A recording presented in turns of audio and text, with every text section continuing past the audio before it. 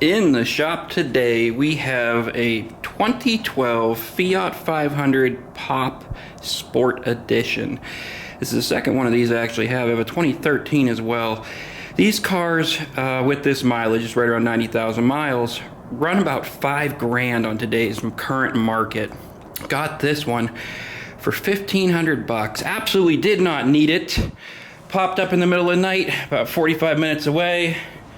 Seller said $1,500, come and get it, so I came and got it. He thought it needed a wheel bearing. What really had happened is they hit a deer with the front of the vehicle. We have a little dent down here. All the damage was done under the vehicle, and I'm pretty sure we got a bent lower control arm. Other than that, this car runs and drives perfect. Nothing else wrong with it that I can tell. I drove it home the whole way, drove straight as an arrow. So I ordered all the parts. Let's get this thing thrown together. My Ninja 650 swap Daihatsu Midget 2, other video. All our parts did finally come in. We have full KYB upgraded suspension, hats, rear shocks, lower control arms, both sides upgraded from Germany, sway bar links, struts on the bottom, and we have a set of Megan Racing lowering springs down there. So, we also have some wheels here that we're gonna throw on it. You'll get to see those here in a second. It's bitter cold out here. Let me go ahead and throw that heat on. We got to build some struts, rip some suspension apart, put it back together. This should be a pretty quick in and out job, and then figure out if I'm keeping this one or if I'm flipping it. I don't know yet. It's a really good deal.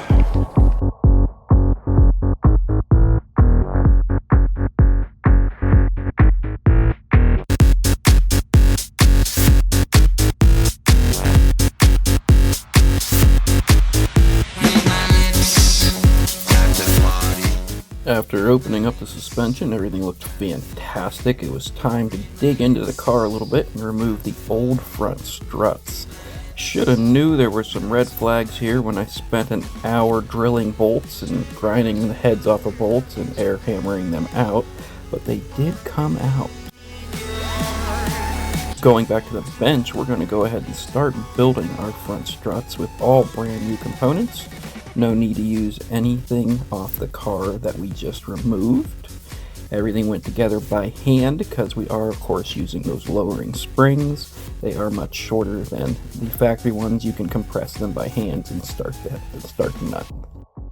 Back on the car now, we're going to start working on the lower control arm removal. We have to first remove the front bumper. This one was barely held on, luckily, since it had already been removed prior to me purchasing the vehicle. Busted that off real quick, went ahead and took off the windshield cowling here and the wiper blades, just because I had lost the top hat nut back in there and I had to go digging for it. Once we got that off, I have to go ahead and remove the front frame horns. Once we pop these front frame horns out, we'll take out 2 more bolts under the car and we'll be able to access the crash support beams that sit directly in front of the lower control arms. These have to be out of the way so you can access the very front bolt on the lower control arm. They came out without a hitch, nothing was bound up, nothing's out of shape, nothing's out of whack, so I know the car's straight as an arrow. This is where things got sketchy.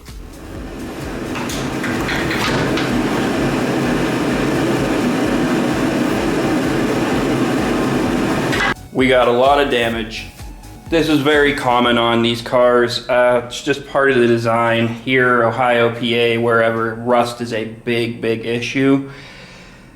This is the first one I've seen that's this bad, but it is an issue. I still believe the lower control arm to be our biggest culprit here, and the bend right here states that that's why we're having issues. I found that damage when I was turning the wheel all the way to the right and noticing that the wheel had been rubbing into the rear fender liner here because it had been pushed back when that lower control arm was tweaked. Went to jack the car up here, and we got a lot of rot right here that subframe mounts to. Normally this would be a deal breaker for most people. Luckily for me,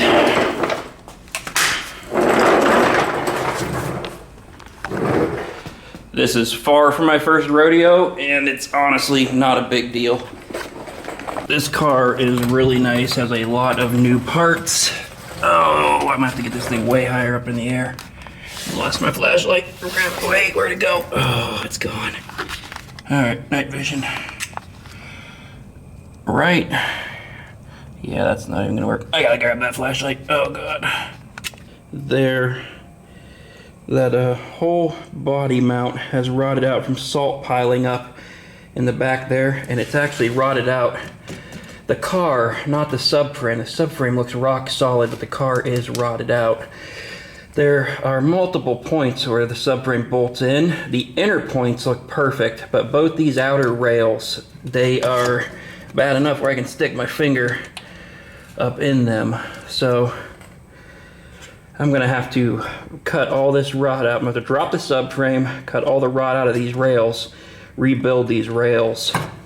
Sounds like a lot of work, because it is a lot of work. I'm gonna call that here for tonight. This is probably gonna take me a couple weeks at least to cut all that out, weld it back in, and make it perfect. But this car is way too nice to throw away over something that stupid. We don't have much money into it. It is going to last quite a few more years.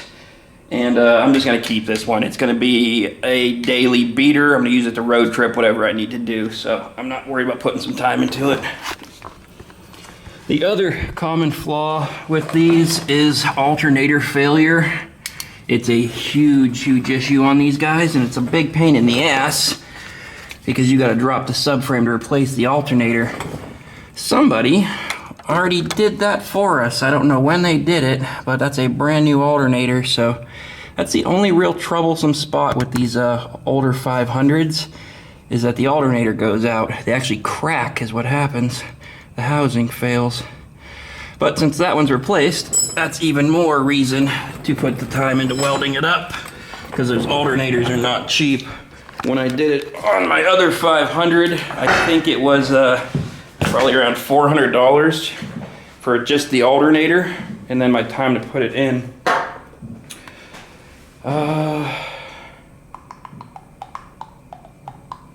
Yeah. All right, drop the subframe, cut all this out, weld in new metal, put it back up. I will see you guys when we can finally start putting in this beautiful KYB suspension, Megan Racing springs, and then we can throw on our new wheels sitting over there, which I'm real hyped about. I'm not gonna film any of this repair stuff. I'll be back.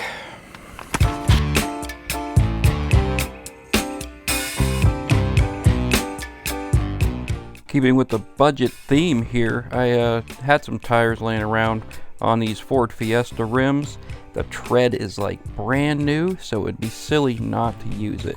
They are a few millimeters taller than what the Fiat calls for, but since we're going to be stretching these onto a 7.5-inch rim, it should compensate, work out just fine.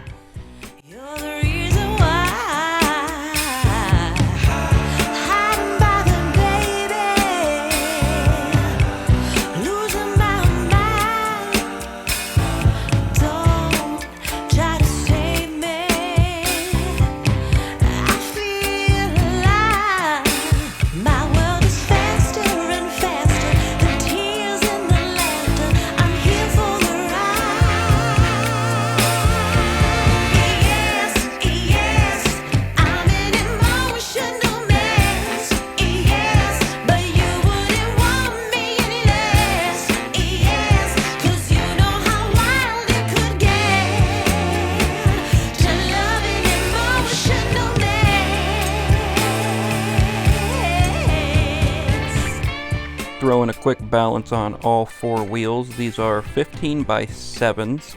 I got them from 500 Madness out of Texas. They were formerly Smart Madness. I'm not sure if they still deal in the smart market, but when I had my smart cars that I rallied across the world, I went through them for a lot of parts. They never let me down. But these wheels balanced out beautifully. They work great. They look great. And for right around $600 for all four, I could not be happier. Well, we went ahead and dropped the rear suspension while we're waiting to do the body work. We threw in for the brand new KYB shocks along with the brand new Megan lowering coils, just so I could get these rear wheels on and finally take a look at how they're gonna fit. And I tell you here in a second, the tires are a little dirty, so it's hard to see, but I was very pleased with the look. I think this is gonna be a real hot setup. The stretch isn't too severe. The tire is a little tall, but we'll change them out when these wear out here in about a year or so, and we'll go to the right size. Going to the front, and now go ahead and finally knock off the lower control arms, and then we're going to discover that I do not have the parts I need. I need about $100 worth of factory bolts, and I bought the wrong lower control arms. Driver's side lower control arm is perfectly fine, nothing wrong with that, so I can reuse that, which I'm gonna have to, I believe. Passenger side is bent something wicked right there. So I ordered these upgraded ones from Germany that were pretty much solid cast, and they were an upgrade. They are 1 inch longer than the Fiat's over here. Yes, you could use it, but it would give it some crazy camber that I'm not looking for. So I'm gonna hopefully be able to send these back because they were several $100. Call the parts store, we'll reuse this one. I'll buy another one of the passenger side, replace both ball joints, and I'm probably gonna have to go ahead and throw a sway bar on this guy. That looks pretty bent too. Whew, but we'll keep on kicking. And I'm gonna go ahead and drop this subframe, do this rust repair.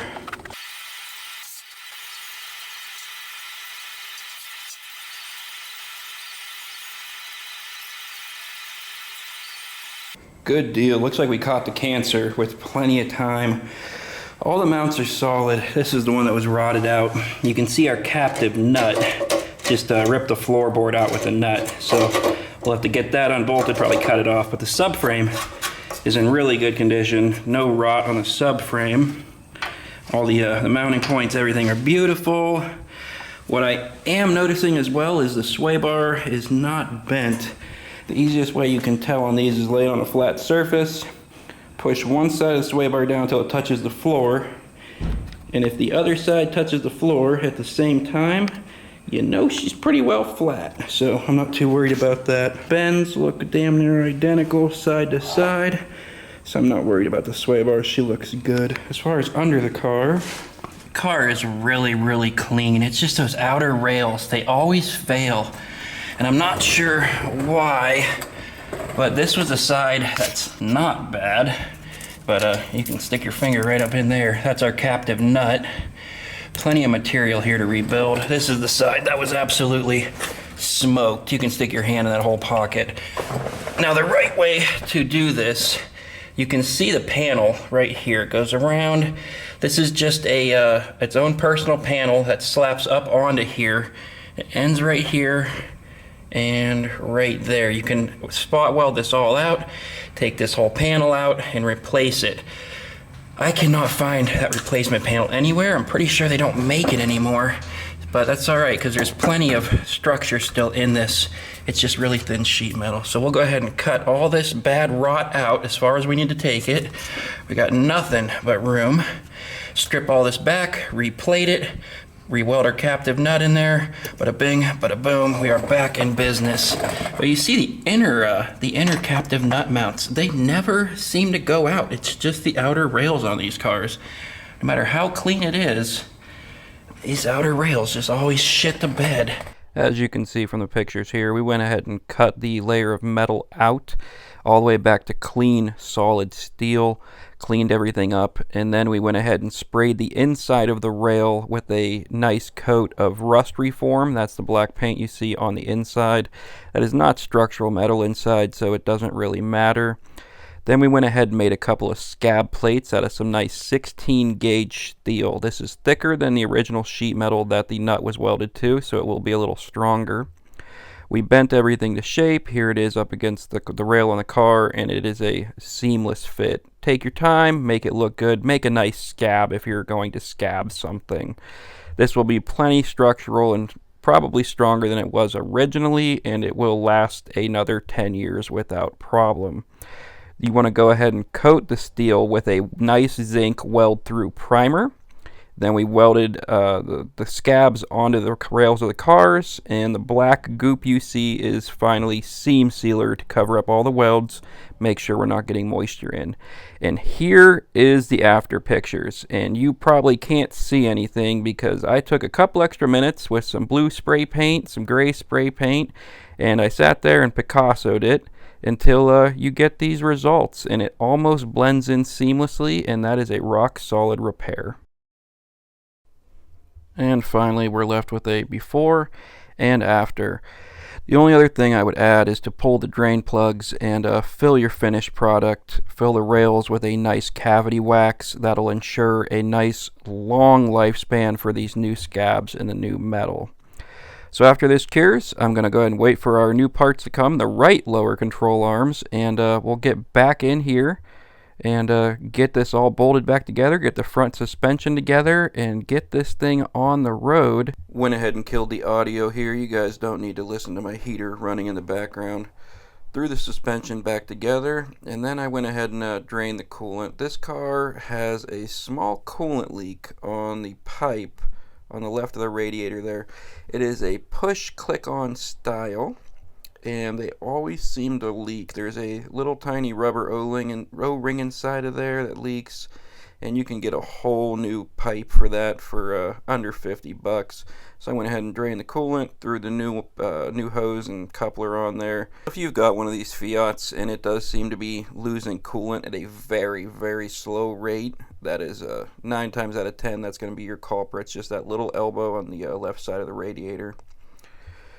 And we're going to go ahead and throw the bumper right back on. Quick and easy, couple clips, couple screws, plug in your lights, and we are done with that. These wheels were made specifically for the Fiat 500, so I knew they'd fit, but I wasn't 100% sure how they would fit with the little bit of a taller tire that we're running right now. But once this thing's on the ground, it is absolutely spot on. The fitment is perfect. We lowered the car with those Megan springs about an inch in the front and about 2 inches in the rear, and once it's settled out, it's just beautiful. Could not be happier. And after 2 months in the garage, we are finally gonna drive this thing.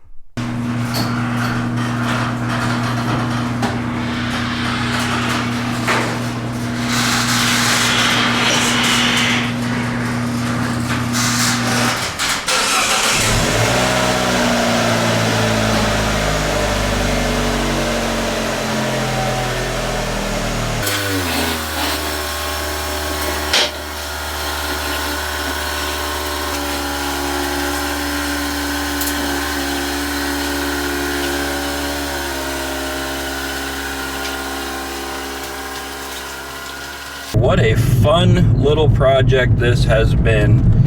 From just sitting around one night to finding this guy in Pennsylvania for 1,500 bucks. I could not be happier. I know a lot of you guys and gals down where it's warmer, where you don't get rust, look at this and you're like, man, that car is rough. That rust repair underneath alone would scrap that car where I'm from. Down here, that is very common, sadly. Our vehicles do not last. We end up pulling vehicles from the better climates and bringing them down here, and they only last about 5 years, 10 years if you have a nice heated garage. The salt they use in the wintertime around here is just viciously rough on vehicles. This is not a perfect car, cosmetically. This is what we call a city car around here. A city car is a car with really low mileage that lives its whole life in a big city like Pittsburgh or Cleveland, Philadelphia, something like that, and it's always parked on the side of the road. So the side that faces the road always gets blasted with road salt and grime, and it rots out. The side of the car that sits facing towards the property or the home is usually pretty clean. That's a city car. That's what we have here. The passenger side on this car is absolutely beautiful, no rust. The driver's side does have rust forming around the arches front and rear.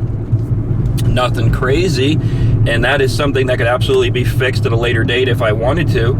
This could be a great car, but for a total investment of under $3,000, This is a 95,000 mile 2012 Fiat 500 that I feel safe driving anywhere. I could take this car right now and drive to California. Other than a wheel alignment, which it tracks dead straight, the steering wheel is just a hair crooked. So other than that alignment and an oil change, this car is ready to rock. I love this car so much that I actually had it sold and declined selling it because I'm going to keep it for myself as a personal vehicle.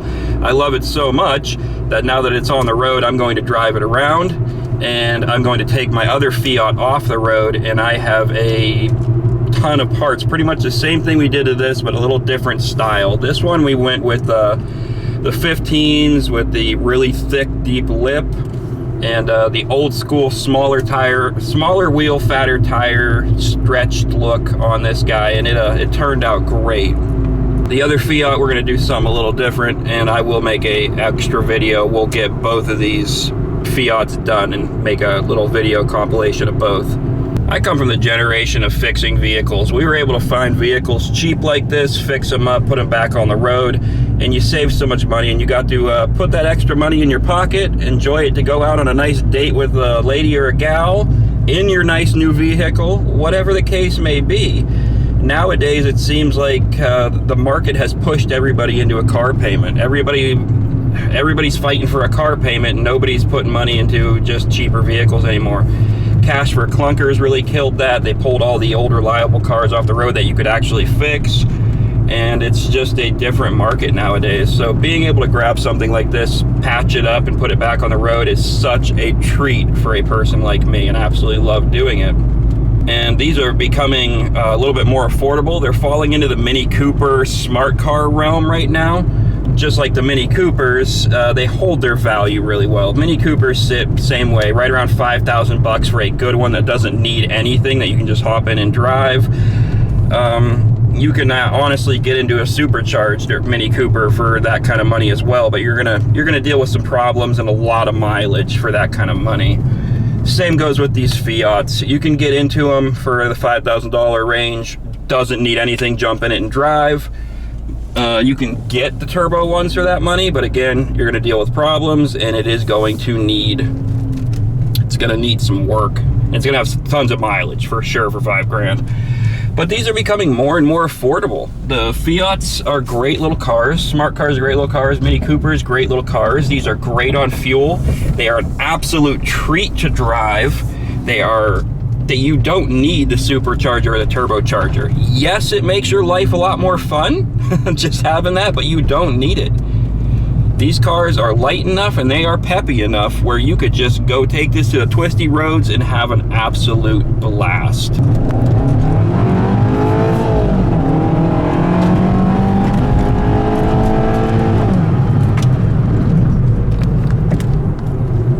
Way more than enough to go have fun. You get a pack of these together and you will have the time of your life. These would make great track day cars. Drive it to the track, have a blast, drive it home type of deal.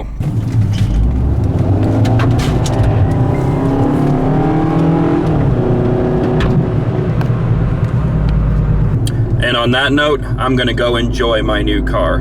Get out there, find something, save something, put them back on the road.